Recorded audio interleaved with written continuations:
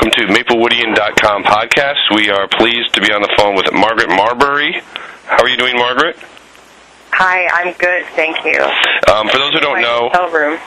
Yes, she's talking to us direct from Cambridge, right outside Boston, and was it looks like the one Maplewood resident who was actually in the Boston Marathon on Monday during the tragic events.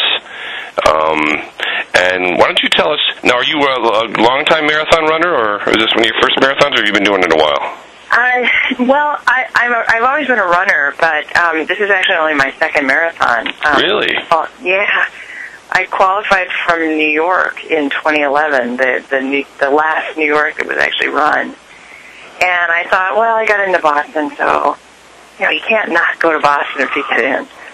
So, but, I did train a lot harder for Boston than I did for New York, and I'm happy I did, because you keep hearing about how hilly it is and so forth. So. And we found on the website when we went looking for Maplewood people that you ran a pretty good time here. I think it says about 3 hours 22 minutes. Am I reading that right? Yeah, I was very happy with it.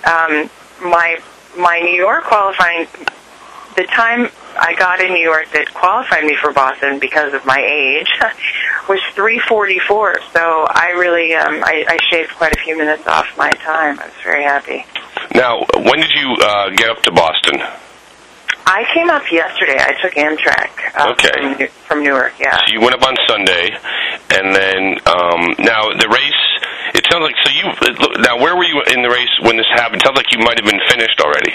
Yeah, well, it's really interesting because I came up yesterday and they have this terrific race expo, so I got my bib number, came right over from Back Bay Station to the John Hines Convention Center to get, where all the runners pick up their packets. And it was funny because they were setting up yesterday, and I had, I was wandering around with my cell phone camera. I was taking pictures of the finish line and the bleachers and everything. It was just really exciting. I was like, oh, here I am, and this is where it's all going to take place. So you were down in the area, down at the finish line the day before?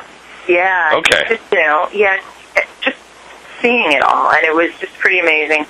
Today, I actually finished about 48 minutes before the explosion, but it took me about a half an hour, 35 minutes to get through what they call the runner's chute at the end. Right, I can see that, sure. Yeah, where you get your Mylar blanket, everybody's walking, everybody's hobbling very slowly. Get your blanket, your medal, your food pack, and then you have to search out your bus with your gear. So, and then you change into warmer clothes, and then I must have gone down. I sort of stood there, and I was like, well, I better get somewhere before I really stiffen up, or I felt fine, but I've done this once before, where you just want to make sure you're someplace comfortable if you start breaking down or something. So I just looked around and I was like, I should probably just get on the subway because I'm staying in Cambridge at a hotel here, pretty close, just right across the river. But so I went into the subway, and apparently it happened I had gone down below, underground, and it happened while I was making my way up to Cambridge. Because I got a call from my husband. He had been barely trying to reach me. Oh, I'm sure. And he couldn't get through, and I emerged, and I was like, really? I was just there. I said, maybe it's, maybe you misheard it. He had heard it online first. Yeah, that's the way a lot of things break online first. Yeah. He's like, no, I think it's pretty real, but I'm glad you're safe. Oh my God! And then I was on Mass Ave, walking down Massachusetts Avenue in Cambridge, and all these sort of emergency vehicles were headed, and I could see helicopters sort of. Oh my God, that must have been crazy. Yeah. So who were you in? You were staying in a hotel? Yes. And are you there with friends or family or? No, I just came up by myself because it's a Monday, and my kids are in school. Sure. My husband had to work. I thought, I can do this by myself. So I was lucky that they weren't out there, spectating, because I think a lot of the victims were spectators. Right. So if they were there watching for you, then they could have been caught up in things. Yeah. Oh. And there were. Yeah, I've heard about a lot of people who luckily were not injured, but they were on the scene. And I think once anybody hears an explosion, they all just sort of, like, there were a friend of mine, her daughter was here, and they had their 5-year-old son, and they just abandoned their stroller. They just oh my God, grabbed their boy and ran. So wait, you have a friend who was in the race, or a friend who came to watch you? No, just came to watch some of her friends. Right. And but they just they heard the explosion. And just there was no time to drive a stroller around. It was just like, grab your baby, grab your kid, and get out of there. Were they friends from Maplewood or from up there? No, they're from up here, Belmont. Wow. Yeah. So basically, you were on the train when all this happened. Then when you were coming out in Cambridge, yeah. Is that at the Harvard stop? Because I have been to that stop. I was at the Central Square stop, which is it's close. It's in between Harvard and MIT. Okay, so you're coming out of the train, and then what? I was walking down Massachusetts Avenue. Sure. Is that near Boston University? It's well, it's very close. I was really closer to MIT. Okay, I sort of know the area. Yeah. But tell us, so you came out, and basically you go in, you're all tired from your race, you did a great race, and then on the other end, it's a whole other world. Tell us what that was like coming out of there. Well, at that point, it was, as I said, a lot of the news was still on, like, Twitter and online. Right.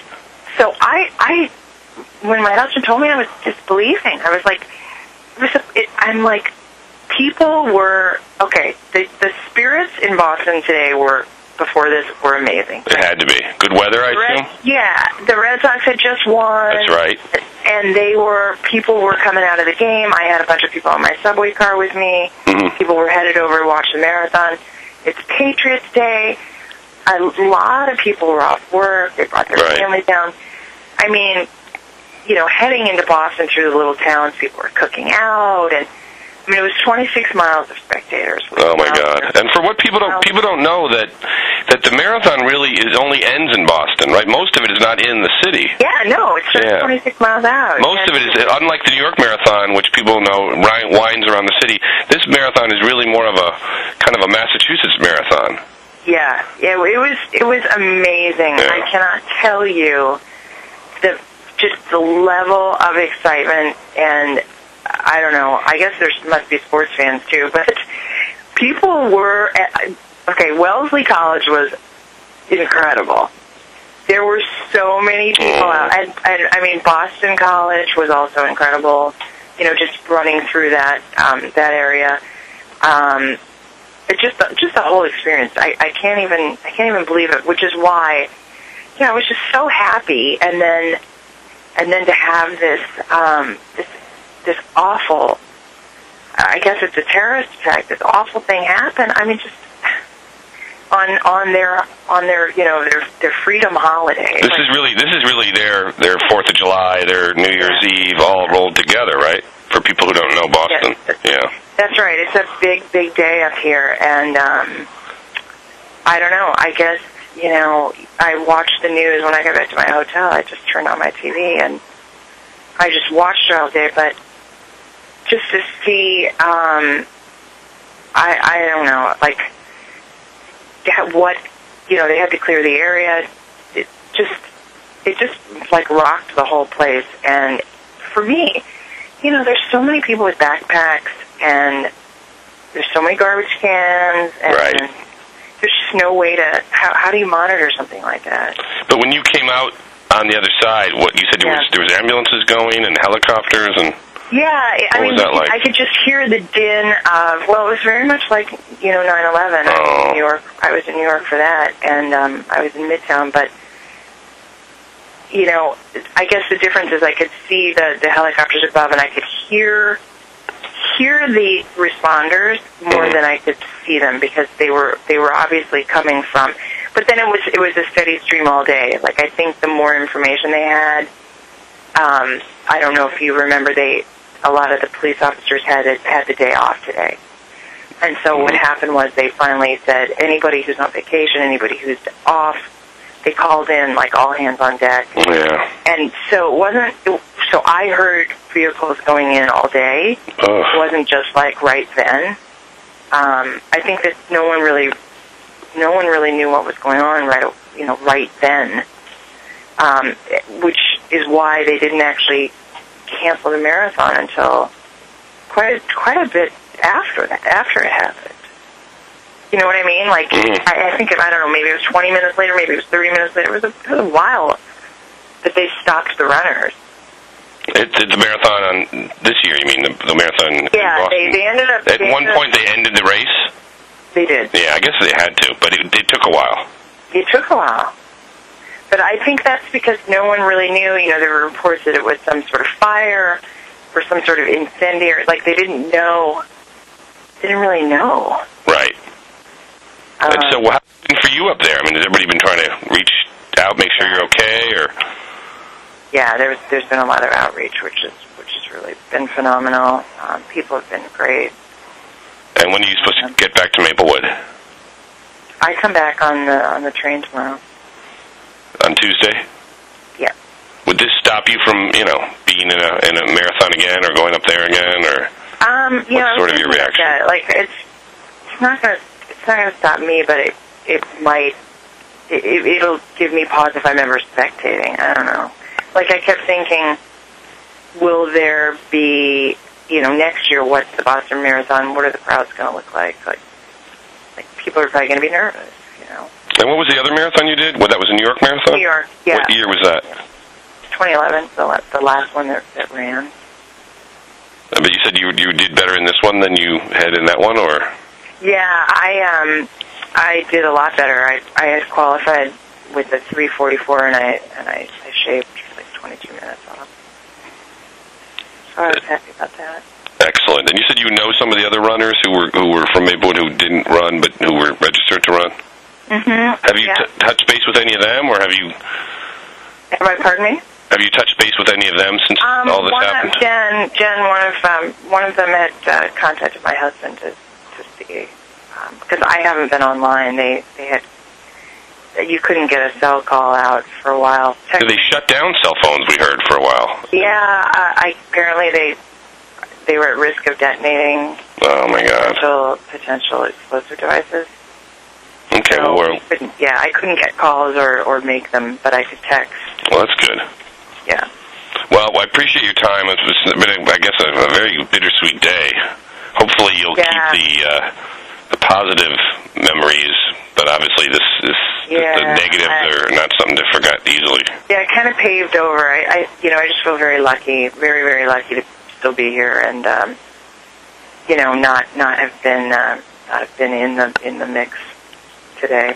It was close, but I was, by the time it happened, I was well away from the danger. Well, that's good, and we give you congratulations again for finishing your second marathon. Hopefully, more to come, and most of them hopefully less bittersweet. Yeah, I'm just, people have been, from what I've seen, all accounts, people have been really great responding, and my heart goes out to the people who were involved. It's just tragic, but thank you. I'm gonna, hopefully we won't lose our spirit. I watched the president, and you got to stick together and just march on and not let this stuff take over our lives. Well, great. Well, thank you again for taking time out, and hope you have good rests. Thank you. Thanks for calling.